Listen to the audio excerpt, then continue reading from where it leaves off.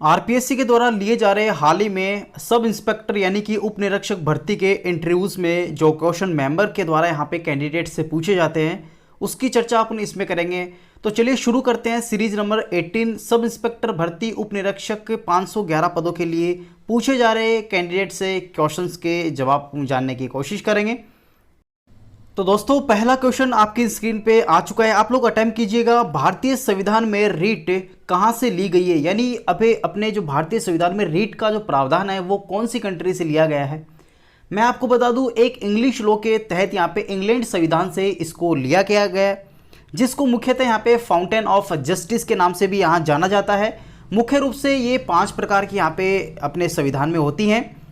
अगर मैं बात करूँ वो रीट्स की तो यहाँ पे हैबियस कॉर्पस, उसके बाद में मैंडामस, उसके बाद में प्रोविजंस, उसके बाद में सरसरी, उसके बाद में क्यू वारंटो। ये सभी जो रीट है ये अपने भारतीय संविधान में इंग्लैंड के संविधान से ली गई है, जो कि मुख्य रूप से यहाँ पे किसी भी अपने राइट्स का, फंडामेंटल राइट्स का वायलेशन होता है तो उसके तहत यहाँ पे हाई कोर्ट और सुप्रीम कोर्ट में अपन इनके माध्यम से इंसाफ की यहाँ पे गुहार लगाते हैं। नेक्स्ट क्वेश्चन की बात करेंगे तो हाल ही में किस राज्य सरकार ने कक्षा 9वीं की किताब में कारगिल युद्ध से संबंधित यहाँ पे वर्णन किया है। काफ़ी अच्छा क्वेश्चन है, अगर आज का न्यूज़पेपर आप लोगों ने पढ़ा होगा।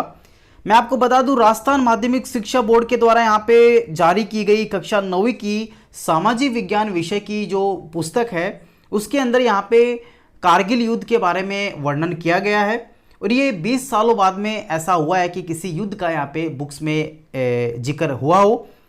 नेक्स्ट क्वेश्चन की बात करेंगे तो अगर आपका जूनियर आपके आदेश की पालना ना करें तो उस समय आप किस प्रकार का कदम उठाएंगे उसके अगेंस्ट में। तो आंसर की अगर बात करें तो आप लोग देख पा रहे होंगे समय रहते सबसे पहले उसे हम समझाने की कोशिश करेंगे, ये अफसर के द्वारा कहा जा रहा है। उसके बाद में अगर वो नहीं समझता है समय को रहते हुए तो कानूनी कार्रवाई के तहत यहाँ पे उसके अगेंस्ट एक उचित कदम यहाँ पे उठाया जाएगा। नेक्स्ट क्वेश्चन की बात करेंगे तो यहाँ पे एग्रीकल्चर में एग्री का संबंध किससे है। मैं आपको बता दूं एग्रीकल्चर यहाँ पे 2 वर्ड से मिलके बना है, जो मुख्य रूप से एग्री प्लस कल्चर। तो यहाँ पे कैंडिडेट से पूछा गया जो क्वेश्चन है वो एग्री है। मैं आपको बता दूं एग्री का मतलब यहाँ पे होता है सॉइल, यानी कि जो भूमि की मिट्टी होती है उसका संबंध होता है। और नेक्स्ट वर्ड जो है कल्चर वो कल्टीवेशन से रिलेटेड है। कल्टीवेशन का मतलब होता है बुवाई करना, और उससे जो उपज जो होती है उसे कल्टीवेशन यहाँ पे कहते हैं। नेक्स्ट क्वेश्चन का बात करेंगे तो आपने क्रिमिनोलॉजी कोर्स कहाँ से किया है राजस्थान में। यहाँ पे ये मेंबर जो है कैंडिडेट से क्रिमिनोलॉजी कोर्सेज के बारे में पूछा है क्वेश्चन। तो कैंडिडेट के द्वारा जो क्रिमिनोलॉजी का कोर्स यहाँ पे किया हुआ था वो निम्स यूनिवर्सिटी के द्वारा यहाँ पे किया गया था, जो कि एक पुलिस या फिर आप समझ लीजिए लॉ के अंदर एक कोर्स होता है। नेक्स्ट अगर बात करें तो राजस्थान के राज्य पक्षी गोडावण को भारतीय वन जीव संरक्षण अधिनियम 1972 के तहत कब शामिल यहाँ पे किया गया था। काफ़ी अच्छा क्वेश्चन है, आप लोग इसको अटेम्प्ट कीजिएगा। मैं आपको बता दूं ये 1981 में राष्ट्रीय वन्य जीव अभियान के रूप में यहाँ पे इसको ऐड किया गया था। और अगर इसके बारे में थोड़ी रिलेवेंट इन्फॉर्मेशन की अगर बात करें तो IUCN के अकॉर्डिंग यानी कि रेड डाटा बुक्स के अकॉर्डिंग इसको क्रिटिकली एंडेंजर्ड की कैटेगरी में डाला गया है, जिसको मुख्य रूप से सोहन चिड़िया, हुकना, ग्रेट इंडियन बस्टर्ड कहा जाता है। साइंटिफिक नेम की बात करें तो एरिडेटस निग्रिकैप्स उसका नाम है। नेक्स्ट अगर बात करें तो ग्रेनाइट नगरी के नाम से कौन सी सिटी को जाना जाता है, यानी ग्रेनाइट जो है वो किस जिले को यहाँ पे जाना जाता है। मैं आपको बता दूं वो जिला जो है वो जालोर जिला है राजस्थान का, जिसमें यहाँ पे सुवर्ण नगरी के नाम से भी इसको जाना जाता है। नेक्स्ट अगर थोड़ी रिलेवेंट इन्फॉर्मेशन की बात करें इसके रिलेटेड तो यहाँ पे जालोर क्षेत्र में गुम्बद पहाड़ियाँ भी पाई जाती है, जिसको मुख्य रूप से यहाँ पे ईसन वर्ग गुम्बद के आकार की ये बनी होती है। और मर्दा का अपरदन जो होता है उसका यहाँ पे बहुत कम यहाँ पे हो पाता है। और इसी जिले में लूणी नदी को यहाँ पे लूणी नदी का जो प्रवाह है उसको रेल या फिर नेहरा के नाम से भी जाना जाता है। नेक्स्ट क्वेश्चन की बात करेंगे तो आपके राजस्थान पुलिस में अभी तक का क्या योगदान रहा। ये कैंडिडेट राजस्थान पुलिस में सर्व कर रहे हैं, तो उनसे पूछा गया अभी तक आपने राजस्थान पुलिस में किस प्रकार से कार्य किया। तो इनके द्वारा जो कहा जाता है, इनके द्वारा कहा जाता है सर मैं स्पोर्ट्स में यहाँ पे बटालियन में था, जो कि मैं स्पोर्ट्स माध्यम से यहाँ पे नेशनल प्लेयर के रूप में यहाँ पे खेला भी। और उसके बाद में कुछ रिलेवेंट इन्फॉर्मेशन और देता है कि आमजन की समस्याओं का निस्तारण करना, गांव के बीच जाकर उनकी समस्याओं का निपटारण करना, कानून को ध्यान में रखते हुए अपनी ड्यूटी को कर्तव्य निष्ठा से पूरी करना, ये भी उसने कहा। नेक्स्ट कैंडिडेट से पूछा जाता है कि आपकी यहाँ पे हॉबीज़ क्या हैं, किस किस हॉबीज़ में आप लोग इंटरेस्ट रखते हो। कैंडिडेट के द्वारा जो आंसर दिया जाता है, सर मैं किताब पढ़ना काफ़ी अच्छा समझता हूँ। नेक्स्ट इसी से रिलेटेड यहाँ पे जो क्वेश्चन पूछा गया मेंबर के द्वारा, कौन सी बुक्स आप लोग यहाँ पे पढ़ना चाहते हैं, यानी कैंडिडेट से पूछा जाता है कि आप कौन सी बुक्स यहाँ पे फ्री टाइम में पढ़ते हैं जिसमें आपकी हॉबीज़ है। कैंडिडेट के द्वारा जो कहा जाता है, सर मैं इंडियन पॉलिटिकल या फिर आप इसको इंडियन पॉलिटिक्स कह सकते हैं, इसमें मैं काफ़ी रुचि रखता हूँ और मेरी हॉबीज़ भी है। नेक्स्ट क्वेश्चन यहाँ से पूछा जाता है, इसी से यहाँ पे जो क्वेश्चन यहाँ से उठाया गया है काफ़ी अच्छा क्वेश्चन है, रामनंदन कमेटी का अपॉइंटमेंट क्यों किया गया था। काफ़ी अच्छा क्वेश्चन है, आप लोग ओबीसी कैटेगरी से बिलोंग करते होंगे तो आपको ये चीज़ अच्छी से पता होगी। मैं आपको बता दूं, identify the creamy layers among the OBCs, जब ओबीसी में नॉन क्रेमनी और क्रेमनी जो होते हैं उसका जस्टिफाई करने के लिए, उसको वेरीफाइड करने के लिए कमेटी बनाई गई थी, जिसकी रिपोर्ट 1993 में यहाँ पे सबमिट की गई थी। और उसके बाद में इनकी रिपोर्ट के आधार पर ही national commission for backward classes का यहाँ पे एक बॉडी बनाई गई थी, और जिसकी स्थापना पार्लियामेंट के एक लॉ के अकॉर्डिंग, एक नियम के अनुसार यहाँ पे की गई थी। तो ये अपने पास में काफ़ी इंपॉर्टेंट डिस्कस है, आप लोग इसको नोट कर लीजिएगा। नेक्स्ट अगर बात करें तो स्टेट पब्लिक सर्विस कमीशंस में मेंबर का कार्यकाल यहाँ पे कितना होता है। मोस्ट ऑफली आप लोग जानते हैं स्टेट जो पब्लिक सर्विस है, जैसे कि आप लोग कह सकते हो आरपीएससी एक स्टेट पब्लिक सर्विस कमीशन है, जिसमें एक मेंबर की ईयर्स की अगर बात करें तो 6 साल होती है, और उसके बाद में अधिकतम इसकी 65 ईयर्स होती है, जो भी पहले हो वही यहाँ पे कैलकुलेट की जाती है। इसी प्रकार यूपीएससी की बात करें तो यहाँ पे 6 वर्ष, उसके बाद 65 ईयर्स यहाँ पे ईयर्स होता है। नेक्स्ट अगर बात करें तो हाल ही में जो आरपीएससी के एरियाज में आप लोग देखे होंगे आसपास में यहाँ पे 300 मीटर के दायरे में यहाँ पे कौन सी धारा यहाँ पे लगाई गई है और क्यों लगाई गई है। मैं आपको बता दूं, आरपीएससी के जो चारों तरफ जो एरिया है 300 मीटर का, वहाँ पे धारा 144 लगाई गई है। इसका मुख्य कारण ये बताया गया है कि कानूनी व्यवस्था को बनाए रखना और विभिन्न प्रकार के जो धरने हैं, स्ट्राइक जो है वो ना हो, उसको ध्यान में रखते हुए यहाँ पे उनकी कार्यप्रणाली में बाधा ना पड़े, इसलिए यहाँ पे धारा 144 लगाई गई थी। नेक्स्ट अगर बात करते हैं तो भारतीय इकोनॉमी में आईआरए का संबंध किससे है, यानी आईआरए जो टर्म्स होती है वो उसका रिलेशन यहाँ पे किससे है। मैं आपको बता दूं, इंडिविजुअल रिटायरमेंट अकाउंट्स इसका पूरा नाम होता है आईआरए का, और मुख्य रूप से ये एक पेंशन अकाउंट्स होता है जिसमें अपन रिटायरमेंट के बाद में एक पेंशन अकाउंट्स के रूप में यहाँ पे अपन को यहाँ पे कुछ टैक्स में रिलैक्सेशन मिलते हुए यहाँ पे अपन को सैलरी प्रोवाइड होती है, जो कि एक पेंशन अकाउंट्स के रूप में यहाँ पे आपके सर्विस के दौरान खोला जाता है, और इसी अकाउंट से आपको पेंशन प्रोवाइड भी होती है। नेक्स्ट क्वेश्चन की बात करेंगे तो फतेह सागर झील कहाँ पे स्थित है राजस्थान में, यानी फतेह सागर झील जो है वो राजस्थान में किस जिले में यहाँ पे स्थित है। मैं आपको बता दूं, फतेह सागर जो झील है वो उदयपुर जिले में यहाँ पे स्थित है, जिसका निर्माण की अगर बात करें तो महाराणा फतेह सिंह के द्वारा इसका निर्माण किया गया था इस झील का। और इस झील की अगर बात करें तो यहाँ पे काफ़ी प्रकार की नटनी का चबूतरा भी बना हुआ है। नेक्स्ट क्वेश्चन की अगर बात करेंगे तो आप स्कूल में अध्यापक के पद पर अभी कार्यरत हैं, तो फिर आप उसको छोड़ के इस नौकरी में क्यों आना चाहते हैं, इसका मुख्य कारण क्या है। तो यहाँ पे कैंडिडेट के द्वारा जो आंसर दिया जाता है, सर मैं जिस स्कूल में यहाँ पे कार्यरत हूँ वो एक प्राइवेट अध्यापक के रूप में कार्यरत हूँ, और मेरी योग्यता और काबिलियत के अनुसार मुझे राजस्थान पुलिस मेरे हिसाब से, मेरे फ्यूचर के हिसाब से एक सुनहरा अवसर है जिसको कि मैं ज्वाइन करना चाहूँगा, क्योंकि इसमें मुझे एक राजकीय सेवा करने का मौका भी मिलेगा और एक राजकीय सेक्टर में विभिन्न प्रकार के अपने कर्तव्य निष्ठा से अपनी नौकरी भी कर पाऊंगा। नेक्स्ट क्वेश्चन की अगर बात करें तो भारत के साथ वन रोड वन बेल्ट परियोजना किस देश की नीति यहाँ पे हाल ही में जारी की गई थी, जो कि काफ़ी यहाँ पे विवादित भी रही थी, इंडिया के द्वारा इस पर साइन भी नहीं किया गया था। मैं आपको बता दूं, चीन के द्वारा ये वन रोड वन बेल्ट का परियोजना स्टार्ट की गई है, जिसमें पूरे देश की में अपनी वस्तुओं को आसानी से एक देश से दूसरे देश तक आसानी से इस परियोजना के तहत यहाँ पे पहुँचा सकता है चाइना। और इसका मुख्य कारण इनका ये है कि चाइना 2049 में एक भारत वर्ल्ड पावर बनना चाहता है, जिसके तहत यहाँ पे आर्थिक रूप से मजबूत हो गए।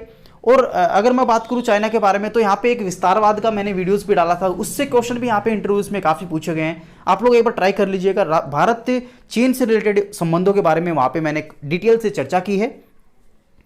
नेक्स्ट क्वेश्चन की बात करें तो हाल ही में कड़कनाथ नामक पक्षी जियोग्राफिकली टैग यहाँ पे प्रदान किया गया है। हाल ही में आपने सुना भी होगा, काफ़ी न्यूज़ में ये अभी रहा है कड़कनाथ मुर्गा जो था उसका यहाँ पे ज्योग्राफिकल टैग यहाँ पे दिया गया है। ये लगभग मेरे ख्याल से 8 या 9 महीने की बात है। मैं बता दूं, कड़कनाथ एक मुर्गे का नाम है जो कि मुख्य रूप से उत्तर प्रदेश एरिया में पाया जाता है। इसकी मुख्य विशेषता की अगर बात करें तो इसका मांस जो होता है काफ़ी पौष्टिक होता है, और यहाँ पे इसके लिए इस मांस के लिए यहाँ पे इनको ज्योग्राफिकल टैग यहाँ पे दिया गया है। ज्योग्राफिकल टैग का मतलब ये होता है कि उसी पर्टिकुलर एरियाज में वो चीज़ पाई जाती है, किसी अन्य एरिया में उसको उत्पादन नहीं किया जा सकता। नेक्स्ट क्वेश्चन की बात करें तो ग्रेजुएशन में आपके कौन सा विषय रहा है? कैंडिडेट के द्वारा जो आंसर दिया जाता है, सर मेरे ज्योग्राफी विषय यानी कि बैचलर ऑफ आर्ट्स में मेरे ज्योग्राफी का विषय रहा है बीए में। नेक्स्ट क्वेश्चन की अगर बात करेंगे तो आप लोग देख पा रहे होंगे, प्री कैम्ब्रियन काल की चट्टानों का आधारभूत वर्णन सबसे पहले किसके द्वारा यहाँ पे किया गया था? जो कि यहाँ पे मुख्य रूप से आप लोग जानते होंगे अरावली श्रेणी जो है, अरावली श्रृंखला जो है, वहाँ पे ये प्री कैम्ब्रियन काल यहाँ पे पाया जाता है। मैं आपको बता दूं, सबसे पहले एम हीरोन एक वैज्ञानिक थे जिनके द्वारा ये प्री कैम्ब्रियन के संबंधित यहाँ पे नामकरण दिया गया था इसका, और इनको मुख्य रूप से यहाँ पे अरावली पर्वतमाला के नाम से भी जाना जाता है। नेक्स्ट क्वेश्चन की बात करेंगे तो यहाँ पे आपका स्क्रीन पे यहाँ पे आ चुका है, राजस्थान को भौगोलिक भागों के अनुसार 7 भागों में बांटा गया है। ये 7 भागों में बांटने वाले वैज्ञानिक का नाम बताना है आपको। काफ़ी अच्छा क्वेश्चन है, हालांकि आप मुख्य रूप से यहाँ पे 4 भाग यहाँ पे देखते हैं राजस्थान का, तो मैं आपको बता दूं वो 7 भाग जो है वैज्ञानिक वीसी मिश्रा के अनुसार राजस्थान को बांटा गया था उसके भौगोलिक आधार पे, हालांकि उसको मान्यता नहीं मिली थी उसके बाद में। नेक्स्ट क्वेश्चन की बात करें तो पृथ्वीराज तृतीय के द्वारा कदमवास को हटाकर उनके स्थान पर किसको मुख्यमंत्री उनके राज्य का यहाँ पे यानी उनके शासन में मुख्यमंत्री किसको बनाया गया था? काफ़ी अच्छा क्वेश्चन है, बार बार यहाँ पे इससे रिलेटेड यहाँ पे अजमेर से रिलेटेड काफ़ी क्वेश्चन रिपीट हो रहे हैं। तो मैं आपको बता दूं, प्रताप सिंह कदमवास की नियुक्ति कपूरी देवी के द्वारा यहाँ पे की गई थी, यानी जो प्रताप सिंह था वो था कदमवास की जगह, जिसकी यहाँ पे जो पृथ्वीराज चौहान था तृतीय उनके द्वारा ये अनबन हो गई थी, नहीं बनती थी, तो उस कारण यहाँ पे प्रताप सिंह को उनके द्वारा यहाँ पे बनाया गया था पृथ्वीराज चौहान के द्वारा। नेक्स्ट बात करें तो राजस्थान पुलिस की छवि काफ़ी आम जन में खराब है, इसके बारे में आपकी क्या राय है? मैं आपको बता दूं सर, मुझे नहीं लगता कि सभी के द्वारा ऐसा सोचा जाता है, किसी व्यक्ति विशेष के द्वारा ऐसा हो भी सकता है। काफ़ी बार ऐसा भी होता है कि राजस्थान पुलिस के द्वारा या फिर पुलिस के द्वारा घटनास्थल पर समय पर ना पहुंचना और यहाँ पे आम जन में उसका एक नेगेटिव मैसेज आना, ये भी इसका कारण हो सकता है। और उसका कारण ये भी हो सकता है कि समय रहते हुए यहाँ पे पुलिस को उस घटनास्थल का पता भी ना चले, ऐसा भी हो सकता है। तो इसके मुख्य कारण मेरे हिसाब से यही हो सकते हैं। नेक्स्ट क्वेश्चन की बात करें तो स्वामी विवेकानंद जी के जन्मदिन पर कौन सा दिवस यहाँ पे बनाया जाता है? काफ़ी फेमस दिवस है, आप लोगों को तो पता होना चाहिए, आप लोग युवा हो। तो मैं आपको बता दूं वो जो है युवा दिवस मनाया जाता है, जो कि 12 जनवरी को बनाया जाता है।